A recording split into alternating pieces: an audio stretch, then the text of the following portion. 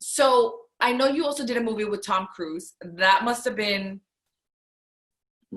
wow. Like he's a star, right? How was that audition process for you? It's a great story. Also, the whole American Made, how I got in there. And to tell you the truth, it's my first movie in my life that I say lines. I did a movie, like a feature length movie before, but I was driving a police car and it was all actions like and stunts. And it was me doing all the stunts. But I never got out of the police car and saw an actor and we had a dialogue. That, and then did that. And that was my first feature length. So when I went to American Made, that was the official one that I am acting in a movie. And my first scene was with Tom Cruise. And it was the end of the movie. And I don't know how I did. I think I have an angel behind me or telling me, moving me, because it was fuck. I honestly don't know how I survived that. And I kind of did it good. I don't know. But the audition, it all starts with an email. And when you see an email, an appointment with the name Tom Cruise and the name Doug Lyman and Mindy Marin, the casting director, right there, you're like, oh, fuck. It's that moment in life when you think a little bit about it, when you're watching that screen of that email and you're like, this could change my life, After that audition in the next 3-4 days, this could change my life. My life, I mean, as an actor, not right. Right. So my managers, my actual managers and my very good friends, they said, we recommend you to get an acting coach, like for your audition. And I said, absolutely. If it costs $200, well, it's just once in a lifetime audition with Tom Cruise movie. Why not? Yeah. So I did. I went with Belita, which I haven't talked to her in a while. I have to reach out. She coached me, and it's a beautiful coach. I don't know. I might give you a tip for your show here. But you know what he said to me? She said to me before we started, and she told me this to also do it prior getting into the room, like even before getting out of my car. She goes, so let's just do this. You're gonna close your eyes. You're gonna hug yourself, and you're gonna talk. You're gonna talk to your inner child here, and you're gonna you're gonna tell him that it's safe to come out and play. That it's safe to come out and be creative. That it's safe to come out and have mistakes. Hug yourself, love yourself. Like, something totally different from what an acting coach might probably tell me, right? Like, roll your R or blah, blah, blah. No, she went, love your inner child and let it be free.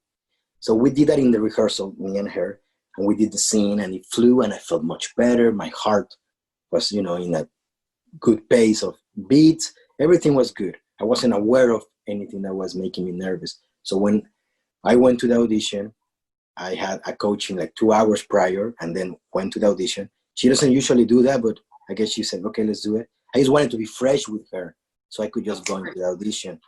Right. Kind of like a funny thing happened, like the same with the bridge. I walk inside Mindy Marin's office. There was no actors, which was very nice because you otherwise get nervous. You see people looking like you and you're like, oh. Or even friends or whatever, people you admire. So it's a mistake. I mean, and another mistake is when you go and write your name to look at other actors' name. It's a big mistake because now so put your hand, write your name, and walk in the room. Otherwise, you get self-conscious. That happens to me, so I don't do it anymore. So I remember I got in, no names in the list, put my name, and the assistant told me, I said, we'll be ready in 3-4 minutes. We're setting up the camera. Mindy Marin is very nice. She's very outgoing. Alejandro, she doesn't even know me, but she's very nice. So that also helps. And I said, oh, can you give me a minute? Can I go to the restroom? So I went to the restroom.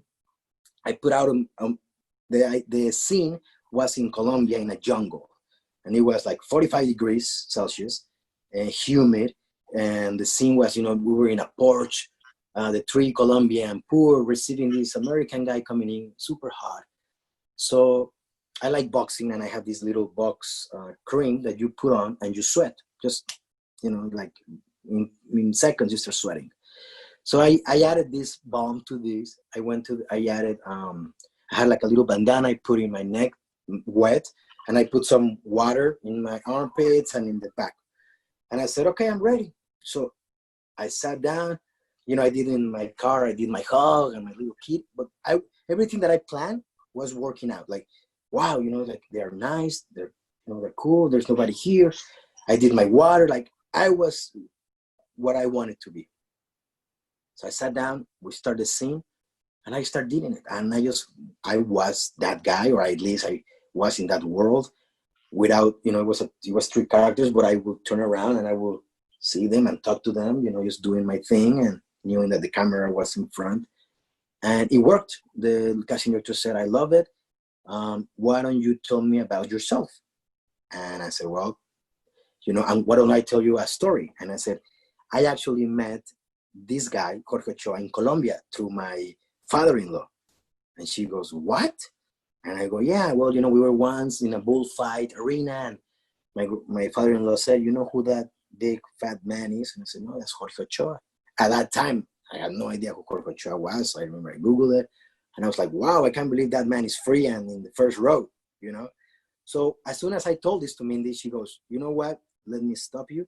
I want to record this, and I want you to tell it to Doug, the director. So why don't you, Alejandro, tell me the story again? And if you want, it's like you're talking to Doug. And I go, sure.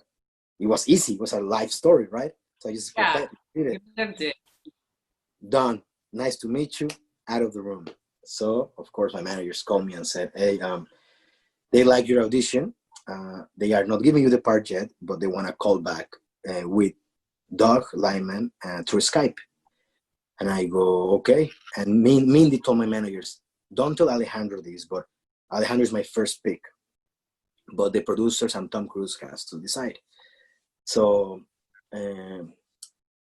there were 2 scenes that I did in the auditions. They sent me 2 more. So it was a total of 4 scenes, a lot. And I said, which one I'm doing? And my manager's like, we don't know. Just do them all. Memorize them all. I remember, like, oh my God. I remember being in my room, in my house, locked up. So I didn't have a baby at the time. It was Luciano only. But I said, okay. And for 2 days, they would put food and drinks outside the door, like jail. And I would just, nobody got in that room for 2 days. I have all the things, the papers and all of that until I really got into myself. There was a moment that I dreamed of the scenes while I was sleeping. I was dreaming the Tom Cruise here. I was dreaming I would see the dirt. Yeah, because you were so in it. It was like I was visualizing it a lot, visualizing. So there was a moment that my managers called me and said, hey, you have the Skype with Doc tomorrow. Why don't we meet so we can see you how you're reading or how you're doing your scenes? I go, sure. We went to a coffee in LA, to a coffee place to read. And I'm sitting down in front of Andres and Liam. And then Andres goes, okay, let's start the scene. I'm reading. And then he goes, oh my God, this is horrible, Alejandro. So what do you mean? I said, no, you sound bad. I mean, your accent is bad. Your intentions are bad. Your actions. Why don't we start again? And I go, okay, man. I'm like, wow, that's a hard flow. We go again. And he goes, no, man, you're not getting it. I go, what? I said, no, man. And you know what? They actually called us and they're thinking of Diego Luna for a part. So now you got to beat Diego. I go, why are you telling me this, man? This is not possible. Like, talk about giving me, shooting me off. Like, why are you telling me this? Now I'm thinking of Diego, and of course he's going to get Diego Luna, of course. He goes, yeah. And then he goes, okay, well, let's do it again. But tell me, how bad you won this? I go, what do you mean? How bad you won the part? I said, well, of course I won the part. It's going to be a huge movie, blah, blah. I said, yeah, but, we might not think it's a good mood for you. I go, what? Like, all these fucked up things. And I said, what are you guys talking about? Are you guys kidding me? And he goes, okay, give me the pages. So I give him the pages, and he just grabs them and throws them away. And he goes, I'm joking, brother. I'm just kidding. You got the part. I go, what? So they gave me the part even without any callback or any Skype or any nothing. What? Yeah, and I was like, holy shit.